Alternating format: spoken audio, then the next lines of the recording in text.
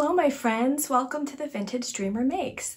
My name is Rebecca, also known as Becca Jan, and this is podcast episode number 8. Now, it's been over a year. Well, no, we're coming up on a year since I've done the last podcast. And as you know from a previous video, we lost our house due to mold, had to evacuate immediately, stayed with my mother-in-law, searched for a house, finally found one, and I'm just now starting to put things together and get organized and get everything just together. So it's been a while, but thank you for watching. If you like this video, please like and subscribe. So I'm excited to be doing another podcast because it's been so long. So first I wanted to talk about what I'm wearing. This is my Santa Fe shoulder cowl. And the pattern is Across the Waters by Lakeside yarn. Because I knit very loose, the fabric was just way too loose, so I ended up going down a size to make the fabric tighter. So the colorway that I used was this fingering weight yarn here is by Dyelat Studio, and it's in her colorway Santa Fe. And then the Aqua color is by Houndstooth Fiber Art, and it's in the colorway Meander. And it is DK. I love this part here and how it drapes down. I actually made this for my trip to Santa Fe, and it was too hot, so I couldn't wear it, of course, because Santa Fe. But I thought it was early enough that we'd be okay, but oh well. Either way, when I wear it now, I think of Santa Fe, and I just love this colorway by Dyelat Studio. The moment I saw it, I fell in love with it. April was a busy month. So we went to a historic farm that we were able to visit. You saw the video a few minutes ago, and we got to do hand carding, watch sheep shearing, see some spinning being done, and it was a lot of fun. So I hope you enjoyed that video. And then I got to go visit my brother in Canada and his family in Canada, and it's been so long since I've seen him and his family. It was so nice to see them. And while I was in Toronto, I found a yarn shop. It's called the Knitting Loft in Toronto, and it was absolutely amazing. It was huge. It was 2 levels and yarn everywhere. My family dropped me off so I could go look, and I only had the tiniest amount of time. And I was hyperventilating because there was just so much. But thankfully, I knew what I was going for. I was looking for spindrift yarn dyed in the wool, and I knew they had it. So that's why I picked them, and I'm so glad I did. They were very nice, huge selection. I could have stayed there days finding things. I really wish that I had a yarn shop that nice near me. But I bought some yarn from them, and what I'll show you right now is 3 skeins of hand-dyed yarn. That was hand-dyed in Canada. I'm going to show you 3 skeins that I bought, and I'm going to wait to show you the rest because it's with a project now, and I'm going to share that in my next podcast. But I did buy 3 skeins of hand-dyed yarn, hand-dyed in Canada, and I'm going to make a tee out of it, a t-shirt out of it. So let me show you that. I'll get that. So here's the yarn. Isn't it so pretty? Oh, I'm in love with it. I'm going to be making a sweater. Let's see. It's called the Apogean sweater by Marie Green. I'll put a picture right up here or over here somewhere so you can see. I still need a solid color to go with it. I'm thinking of a gray, maybe a blue, but I'm thinking a gray. I'm going to contact Andrea from Woolen Women Fibers when I'm ready and see if she'll dye me up a solid color for the ribbing. But isn't that so pretty? So this is hand dyed in Wakefield, Quebec, by Riverside Studio, made in Canada. And it's just so pretty. So many different blues. There's like a seafoam green, a undersea green, and then a really deep blue waters green. It is so pretty. I wish you could see it in person. It's even more beautiful in person. So I got that, and then I got spindrift, and I'll show you that in the next video. I'm going to be making a brioche project out of the spindrift. So I'm excited about that. But this episode is just going to be about some of my finished objects. Because it's been a year, I have a lot of finished objects. So I thought I would get started with sharing some of those with you for this podcast. So let's get started with my finished objects.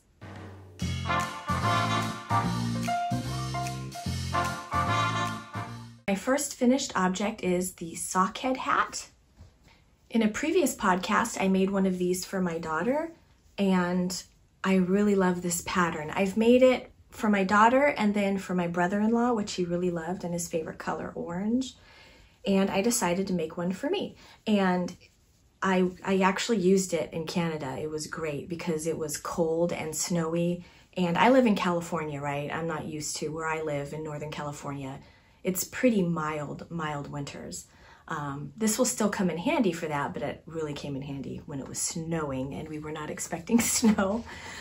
So this is the Sockhead Hat by McClure, and I did the size medium. And the yarn is by Woolen Women Fibers, and their colorway is Boardwalk and Beaches. And I used a 3mm circular knitting needle. I'm not going to put it on because of course it'll mess my hair up. But I think, you know what, I do have a picture of me wearing it. I'll put it up here. But it's just such a nice hat. I think I'm gonna make more of them because I really like how it looks. It's a nice hat to have when you're traveling because you just knit and decrease, and then a little bit of ribbing. That's it. It's super simple. So there's that. This might actually be a quick podcast. I'm gonna speed through these, I think. Okay, and then the next one is my Autumn Advent Desert Ripple Wrap. That's a tongue twister. The pattern is the Desert Ripple Wrap. The Desert Ripple Wrap by Sweater Freak. And I used my Autumn Advent. So this was supposed to show up in my fall podcast, but of course I did not podcast at all in fall. I am not a fan of orange, but every fall I become a fan of orange and I have to make something orange. So this is with Woolen Women Fibers Autumn Advent that they did. So this is the Desert Ripple Wrap, and I still have to finish it. I mean, it's knit, it's finished knit, but I need to block it and then add buttons and weave in all of the strings. So the Desert Ripple Wrap.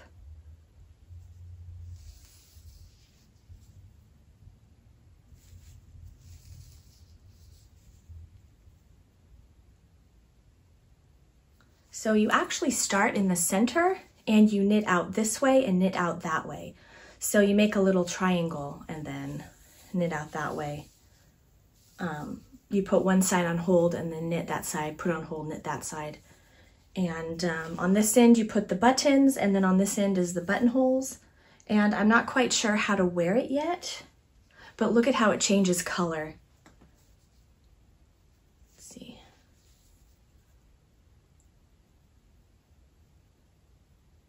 Oh, it's just so beautiful.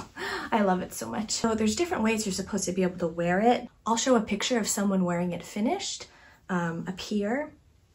But I want to do some, I think I want to do some wooden buttons. I just love the ripple so much. And I love how it transitioned, how the colors transitioned. It's just so beautiful. Can you see? It's huge. It's pretty big, but it's so pretty. Once I get it blocked and figure out where to put the buttons and figure out how to wear it, I'll have to show you me wearing it. But that's probably not going to be until fall. It's starting to get warm, too warm to wear knitted things. My next pattern I've showed you before in a different colorway, and it is the Magic Heel Socks by the Autumn Acorn. And yeah, Magic Heel Socks by Judy of the Autumn Acorn. And the yarn I used was Woolen Women Fibers, and it's in Horseshoe. I still need to weave in. But what's great about these socks, which I've shared before, is you don't really need to know how to do a heel. The heel is just ribbed, right? So it stretches to fit your foot.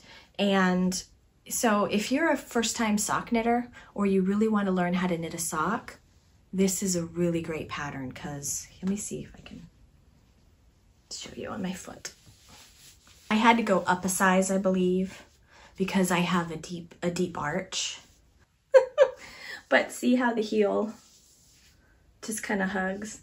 See, I have a really wide arch, so that's why I went a size up. But it's super simple. If I blocked it on a sock blocker, then it would look more like a sock and not like a tube, but I really don't care. It doesn't matter because I'm just going to end up wearing them anyways. So in January, I turned 40, and on Instagram, if you don't follow me on Instagram, I'll put the link down below. But I celebrated in January my 40th birthday, and I did a giveaway on my Instagram. One of my favorite watercolor artists is Susan Branch, and she had this cupcake image. I'll put it up here. That was just so pretty, and it made me happy. And I was like, what if I contacted Andrea from Woolen Women Fibers, and in honor of my 40th birthday, I had her design a skein of yarn matching the picture. And she did it for me. She made one sock set for me and then one sock set to give away to my Instagram followers. And I also made a little charm to go with it. So first, let's start with, I don't have the skein of yarn anymore because I made something out of it, but I'll show pictures so you can see what the giveaway was and what the skein of yarn looked like. I'll do that right now. So, didn't she do a great job? It's so pretty.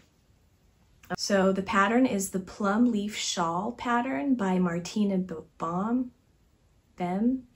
Sorry, I'm pronouncing that wrong. And then the yarn, of course, as I said, was Woolen Women Fibers, designed using my inspiration photo.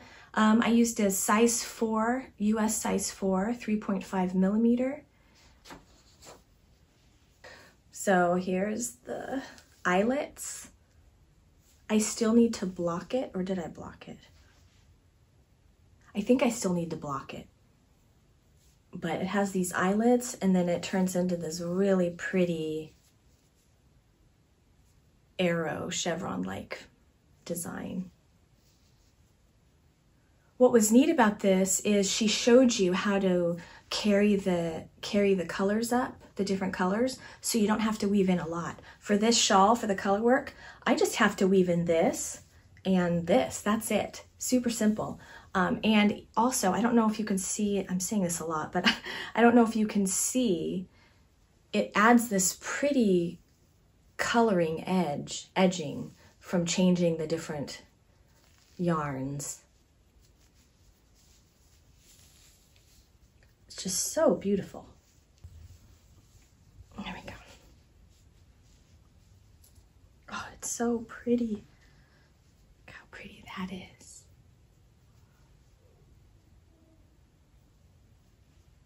It's so lovely. Oh, I love it so much. And I made this little charm, this little birthday hat, party hat charm.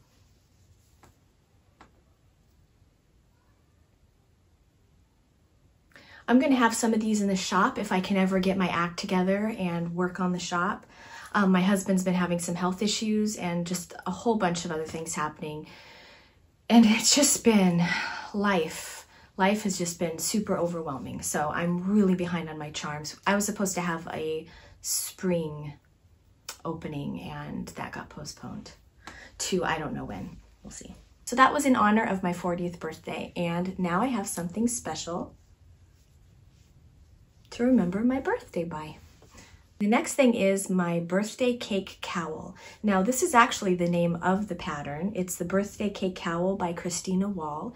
And I've shared this before. I've made it 1, 2, 3, 4 other times. And my last video, I shared two of them that I just made.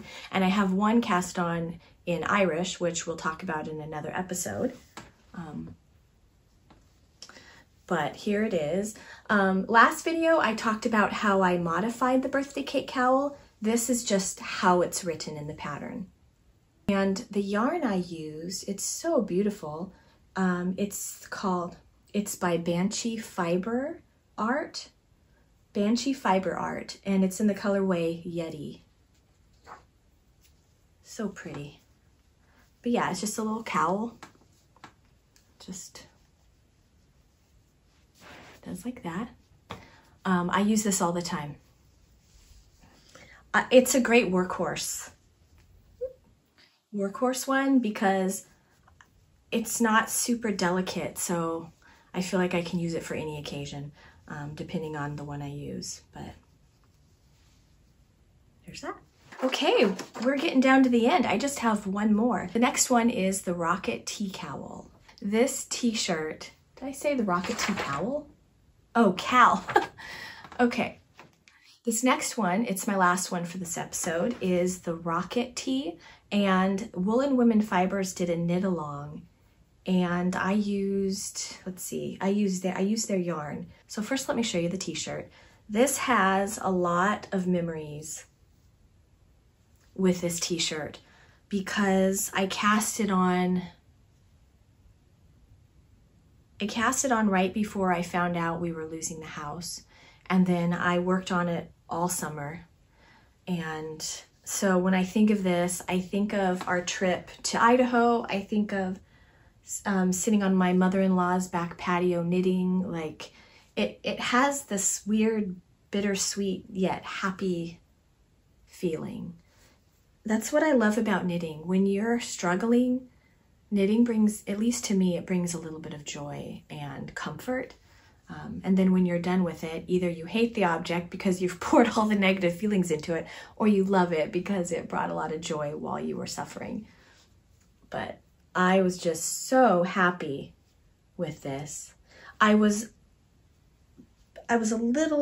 did struggle a little bit on the yoke. I don't remember why, but there was something that was confusing to me. But because I was in a knit along, I was able to ask other people, help, what did I do wrong? So that was good. Now, the yarn is Woolen Women Fibers, and it is in their Lazy Lake Day and Fly Fishing. So I believe this is the fly fishing, and then this is Lazy Lake Day. But I thought the combination was so good. Let's see if I can get this close up. Aren't those colors just so beautiful? I love it. Oh. And it still needs to be blocked. I haven't even tried it on. Well, I think I might have tried it on and it fits okay, but I haven't worn it. Anyways. So that's it. That's the last of my finished objects for this podcast. Aren't these roses so pretty? They came out of my garden. I've never had rose bushes before, and the house we're renting has so many rose bushes. They're just so beautiful. Oh, and they smell so good. They're huge though. I did not prune them back enough in the winter, but they're just so beautiful. So pretty. Well, that was episode number 8. Thank you for watching.